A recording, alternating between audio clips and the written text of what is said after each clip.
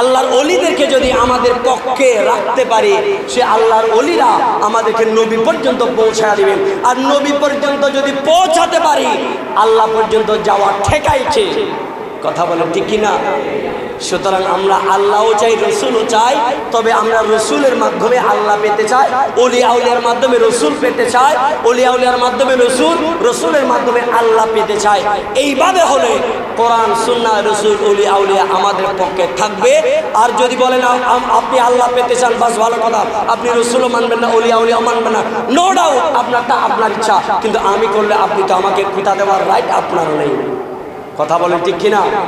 আপনার মন বলছে আপনি রসুল, ওলিয়া উলিয়া, রসুল বাদ দিয়ে আপনি আল্লাহ পাবেন, আপনি তালাশ করেন, আপত্তি নেই। আর আমরা মনে করি আমরা ডিরেক্টলি আল্লাহ পাবো না, আল্লাহ পাওয়ার একটা মাধ্যম আছে, আমরা ওলিয়া উলিয়ার মাধ্যমে রসুল পর্যন্ত পাবো, আর রসুল পেলে আল্লাহ পাবো। এটা তো আল্লাহ কোরআনই বলছে। আর আমরা সেভাবে আগাতে চাই।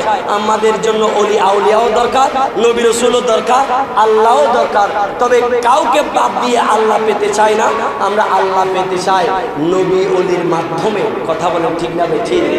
আল্লাহ পাক আমাদেরকে নবী ওলি, সাহাবী, গাউস, কুতুব, নেককার, ফরেজগার, সালেহান যারা আল্লাহর ওলি, যারা তাদের পক্ষে আমরা যেন আমৃত্য থাকতে পারি, তাদের পক্ষে কথা বলতে পারি, তাদের মাধ্যমে আমরা যেন রসুল পর্যন্ত পৌঁছাতে পারি। আল্লাহ আমাদেরকে সেই তৌফিক দান করুন।